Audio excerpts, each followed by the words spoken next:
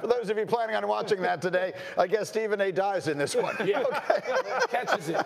It will not be a recurring character. If it was Friends, it would be the one where Stephen A. dies. Okay, where are we? All right, back to sound off. Oh, Fortenbaugh's here too, by the way. See everyone. See everyone. I shouldn't have touched that jacket. Was your jacket a pool table at one time? I mean, what are we doing here? It's Friday. It's the big table. It's my first time working with Wilbon. Of course I was going to show up. By the way, Stephen A., shockingly, already angling for a return appearance. I don't know how you do that after you've been killed. We'll see. As his own evil twin. Okay, this series is far from over, he said. Knicks and Celtics, Game 3 tomorrow at MSG. Super Bowl ticket prices to get in. Shaquille O'Neal, of course, has played in a lot of big games. He says Game 3 is a must-win for the Knicks. We're up 2 now for the Knicks. Don't get comfortable. It's a must-win for Boston, but it's also a must-win for Knicks. If you want to put serious pressure on the champs, Game 3 is a must for the Knicks. Michael Wilbon, is Game 3 a must-win for the Knicks? To Shaq's point, I think the winner of Game 3 wins the series. I completely agree. I believe that. And momentum is so crazy with this. We're talking about the Celtics and whether or not they can find this, whether or not the cultish team can find its shot. We know that you can find it. Can they find it in Madison Square Garden? And if they do, if it's 2-1 and they're looking at a one-game Monday night situation to get home court back in the series, then it's doable. But I think the winner of Game 3 wins it. I disagree with the two legends there. I don't think it's a must-win for them. They're up 2 breaks. But I would say this to anybody who thinks that the Celtics are just going to rattle off 4 in a row here. The Knicks haven't played well yet. They have done some incredible situational basketball plays. Jalen Brunson has not had a big statement on this series. He's been great in clutch time. You know he's got a 40-point game in there. And that could happen tomorrow. If he gets hot tomorrow and puts up 40, they get up 3-0, the series is over. Wendy, that's what I said. I don't believe that they're going to rattle off 4 straight. The Celtics, the first thing they got to do is There's a lot of people who believe that's what's going to happen. Yeah. Yeah, I'm not seeing that. You know the problem with the Celtics? I said the one thing I still have right, I got 2 things right. Should have bet on these things in the beginning. One, the Celtics aren't going to win again. The league is too good. 2, had Oklahoma City winning. We'll see about that. But the Celtics last year played a series. They started with Miami with no Jimmy Butler. Right. Series. They get to Cleveland. They got Jarrett is out for the whole series, and Donovan Mitchell misses 2 games. They get to Indiana. Turner's out for a bit, right? And Halliburton misses the last 2 games. Jalen Brown hits a miracle shot in game 1. And then they get to Luka's limping around and can't move by the time they get to Dallas. Are any of these things the Celtics' fault? No. Are the Celtics worthy champions? Yes. They also went 16-3. Okay, but I don't care about the 16-3. They went 16-3 against teams that had nothing.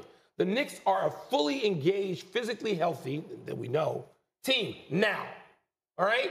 So are you good enough to win in this NBA without everybody in sick bay?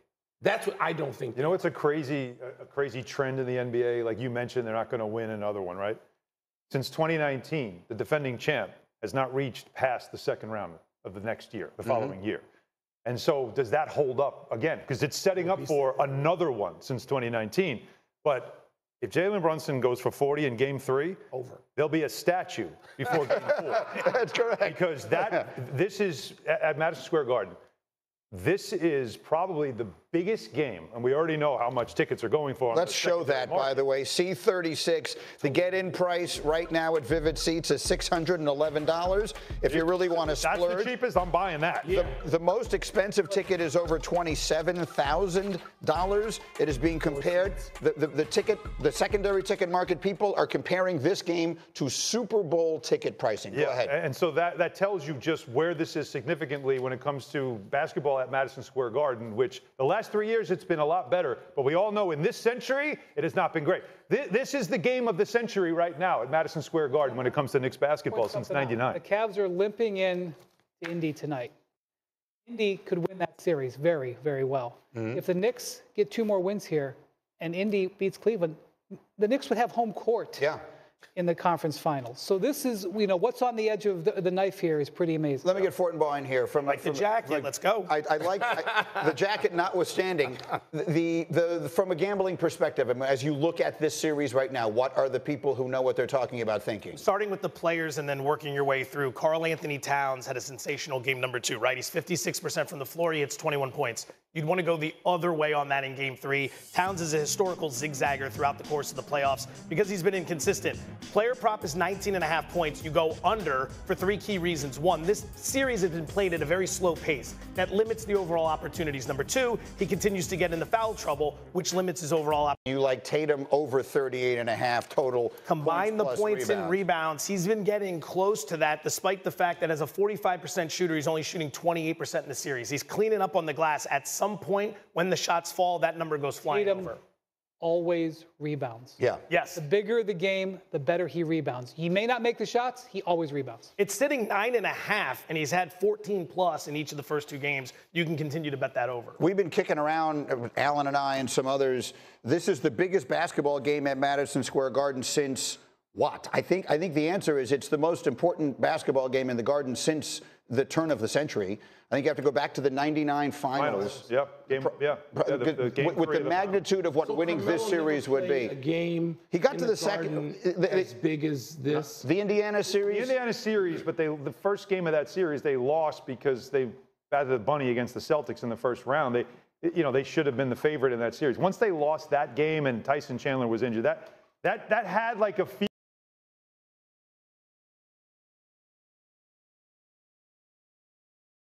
feel of they should advance and they wanted to play the Heat, but not like this. This feels different. So this series now has even odds. It started out minus 900. Bear in mind, that's the Vegas telling you that the Celtics had a 90% chance of winning. It's now basically even. How does a smart person bet this? I think it's the Celtics. It's even. It's minus 110. You risk 110 to win $100 is essentially what that means. 89 games Boston has played this year. Games 1 and 2 of this series have been their worst and second worst shooting efforts, and they lost by 3 in overtime and by 1.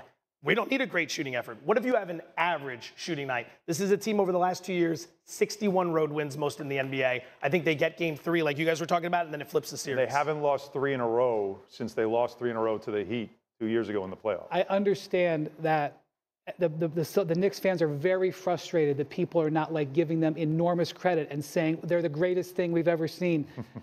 All of the indicators on the dashboard say that the Celtics are going to flip this. And the Celtics believe they're going to flip it. If the Knicks can push back against that, it's truly a historically great. If there was one game this year where I just said, I know the result going in. I know the result going in involving 2 real teams. It was 2 nights ago. There's no chance the Celtics are going to lose this game, game 2 at home. None. They lost it. And they lost it the same way. They had a preview. They were handed a script and they couldn't rewrite it during the game. So you know what? This is the greatest thing about sports. None of this stuff means anything. And if Jalen Brunson gets hot, I root for Jalen Brunson being a Chicago kid. I really root for him. But the people walking around town New York the last few days, the people ask, is Jalen Brunson the greatest Knick ever? I'm like, let's slow down. Are you alive? Right. Have you heard of Walt Frazier? You can see him. Do you know that people actually in Knicks uniforms won championships? Do you even know somebody who played in one? Patrick Ewing. Are you awake? And so I'm convinced now, Greeny, with children, I can say this, child. Nobody in the last 2 generations has any idea what happened before 7:55 Eastern. Well, that's probably right.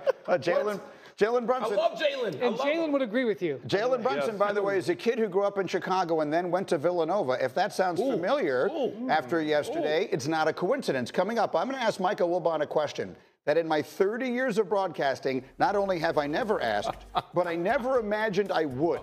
Don't miss that coming up next. Plus, did anyone have more spectacular big moments than Michael Jordan? We have a green list. Jalen Brunson, I think. Don't miss the list coming up. He's no Brunson. Get up on ESPN.